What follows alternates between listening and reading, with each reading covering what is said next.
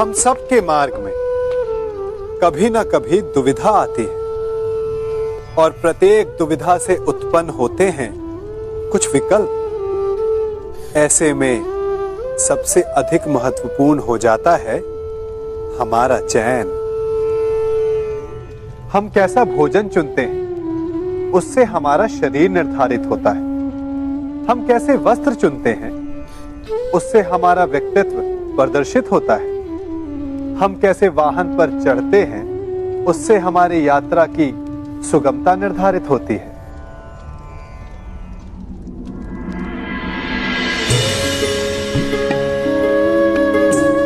परंतु क्या हमारे चयन का महत्व केवल इतना ही है? क्या हमारा चयन सबसे अधिक महत्वपूर्ण तब नहीं हो जाता जब परिस्थितियां कठिन हो?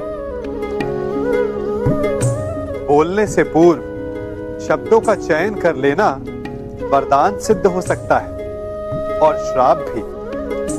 विवाद के समय युद्ध किया जाए या शांति का प्रयास, ये चयन भविष्य बदल सकता है। नियति हमें द्वंद्व में फंसाती है, भाग्य हमें विकल्प देता है, परंतु भविष्य चयन पर निर्भर है। अब प्रश्न ये उठता है कि चयन कैसे किया जाए, क्योंकि मन तो चंचल है। परंतु इस प्रश्न का उत्तर भी हमारा मन ही देता है, जो चयन उत्साह दे, संतोष नहीं, जो विजय का आनंद दे, मन की शांति नहीं। क्या वो उचित है? हाँ या ना? ये चयन भविष्य बदल सकता है। मनुष्य बड़ा आशावादी होता है, होना भी चाहिए। जब वो हर स्थान पर पराजित हो जाता है, हर मोड़ पर असफल हो जाता है, टूट जाता है, तो वो कहता है कि यदि भगवान ने एक द्वार बंद किया है तो वो दूसरा द्वार अवश्य खोल देंगे। आपके साथ भी ऐसा ही होता है ना? तो बताइए, यदि ये सत्य है तो ऐसा क्यों होता है कि कई लोग असफल होते हैं? कईयों को वो द्वार दिखाई ही नहीं देता। क्या भगवान आपके साथ छल कर रहे हैं? नहीं, भगवान आपके साथ छल नहीं करते। आपका मन है जो आपके साथ छल करता है। मन जिसमें मोह है। अब भगवान कहें या नियति, वो ना द्वार खोलती है ना द्वार बंद करती, ऐसा हमारा मन समझता है। द्वार तो सदैव खुले होते हैं, परंतु असफल हो जाने के पश्चात मनुष्य उस बंद द्वार को देखता रहता है और इसी कारण वो अन्य द्वार को ना देख पाता है ना खोज पाता है। तो सफलता पाने का मूल मंत्र है मोह का त्याग, निरंतर परिश्रम। और फिर देखिए, आपको अपने जीवन में सारे मार्ग खुले हुए मिलेंगे। जीवन में कौन सी चोट सबसे घातक और पीड़ादायी होती है? भूखे पेट की पीड़ा, या निर्धनता की मार, या प्रेम में आघात, या शत्रु का प्रहार? नहीं, सबसे अधिक घातक और पीड़ादायी होता है विश्वासघात।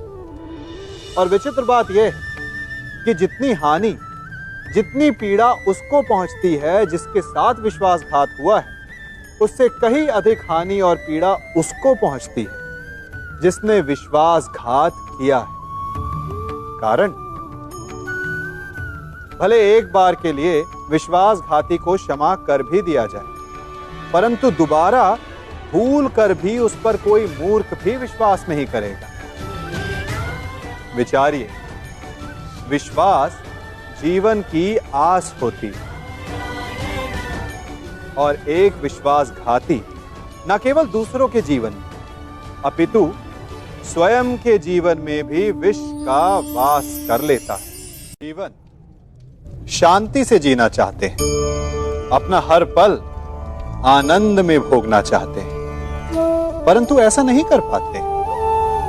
कारण क्या कारण है इस समस्या का? क्या हमारे शत्रु इसका कारण है, या हमारे उत्तरदायित्व, या फिर समय की कमी? नहीं, कारण है हमारा भय। ये भय कि कोई क्या कहेगा, हमारे विषय में कोई क्या सोचेगा, है ना? हम स्वयं जीते हैं, स्वयं मरते हैं, तो फिर जीते समय संसार की चिंता क्यों करते हैं? हां, संसार का अहित ना कर, ये बात अवश्य ध्यान में रखने योग्य है। परंतु संसार के सोच की चिंता करके स्वयं का जीवन नष्ट कर, ये कहां तक सही? जब आप आनंद में नाचें तो ऐसे नाचें कि जैसे आपको कोई देख ही नहीं रहा है। जब आप गाएं तो ऐसे गाएं कि आपको कोई नहीं सुन रहा। स्वयं को संसार समझें और इस धरा को स्वर्ग समझें। यदि अपने जीवन में आप 4 पल भी ऐसे जी पाएं तो आपका जीवन सफल हो जाएगा। मनुष्य के जीवन में कई चिंताएं हैं। आज युवा हैं, कल बूढ़े हो जाएंगे, तब क्या होगा? आज सफल हैं, कल असफल हो जाएंगे, हार जाएंगे, तब क्या होगा? आप कहेंगे यही उचित है, यही तो मनुष्य के जीवन की वास्तविक समस्याएं हैं। नहीं, मनुष्य के जीवन की ये वास्तविक समस्याएं नहीं, ये केवल आभासी समस्याएं हैं, आपके मन की उत्पाद है। मनुष्य की हार तब नहीं होती जब उसे विजय प्राप्त नहीं होती। मनुष्य की हार तब होती है जब वो विजय प्राप्त करने की आशा को ही छोड़ बैठे। मनुष्य बूढ़ा तब नहीं होता जब वो लक्ष्य साधने में असमर्थ हो जाए। मनुष्य बूढ़ा तब होता है जब वो नए लक्ष्य साधना छोड़ दे। जीवन तब समाप्त नहीं होता जब सांसें साथ छोड़ जाएं।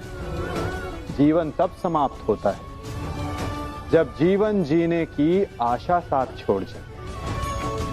मन के हारे हार है, मन के जीते जीत। स्मरण रखिएगा।